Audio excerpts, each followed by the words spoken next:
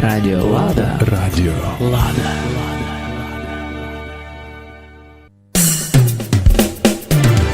Ви слухаєте Радіо Лада.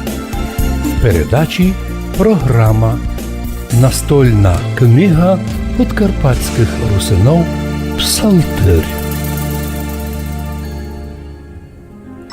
Недавно Інститут історії і філології предложив адаптований текст Псалтирі к днешньому язикові карпаторусинов, призваний помочи молодим русинам легше читати і повніше урозуміти смисл псалмов Давида, які переведені були у 863 годі по просьбі славяно-руських князів 1150 літ назад святим Кирилом і Мефодієм.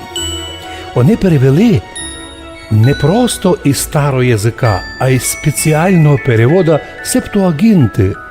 Перевод 70 толковників – самий важний і точний перевод Ветхого Завета і староєврейського оригінала на старогреческий язик у 3 віці до нашої ери по указу царя Птоломея, а потім на наш слав'яно-руський язик. У повній версії сохранився цей перевод у свитках 4-5 віка нашої ери.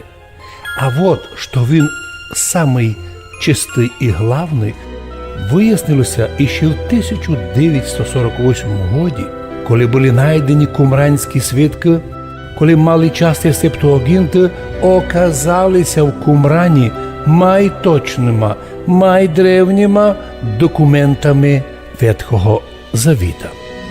Но притом стало очевидно, що між масорецьким єврейським текстом Ветхого Завета і текстом Септуагінти є деяка різниця. Раніше вважалося, що сам текст Септуагінти несовершенний, но кумранські свідки підтвердили наоборот. Септуагінта – самий драгоцінний добротний перевод із іврита на греческое койне. Вся унікальність псалтирі для русинів в тому, що святі браття Кирил і Мефодій основали для слав'яно-русинів у 863-му іменно сей древній неподпорчений текст Септуагінти, котрий в житті церкви Восточній особо важний, бо сохранив майточне розуміння текста Писання. В Новому Завіті видимо, що послідовники Ісуса Христа знали і основали іменно текст Септуагінти. Це розуміли брати Кирил і Мефодій. Доказано, що много із міст із Ветхого Завета сохранилося чисто лише в Септуагінті. Славяно-русини уже 1150 літ хоснують текст Септуагінти, сокотять псалтир на церковно-слав'янському язикові і дуже її полюбили.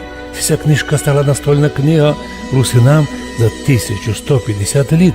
По ній училися наші предки, наші діди читати. І в церкві красно псалми читати, по домам псалтир читати. Многі слав'янські народи цей перевод утратили, бо їм нав'язали латинику. Адаптований цей текст псалтирі – результат многолітнього труда, созданий на многочисленні просьби церковних людей молодої верстви русинов. В той час, коли на горизонті появляється угроза для біблейського язика карпатських русинов, рождається і духовно-національного защита. В рамках природного і іного права церковних людей вибирати язик богослуження – це твердо хранити старий і є предложений адаптований текст псалтирі. Даний труд важний спознати феномен русинського народу, хранити сперва своє, але ж пак знати і чужое. Адаптований текст псалтирі необхідний древнім місним жителям Карпат, особливо молодежі, в нашому будущому, як церкви, народу, так і всій восточній цивілізації, що хочуть читати і молитися на вище тисячолітньому язикові своїх предків русинів. Вот почему цей наш язик, язик русинов, по праву називають люди біблейським, бо цей язик і перевели позад 863 года святий Кирил и Мефодий, и так мы получили священное нашее Писание.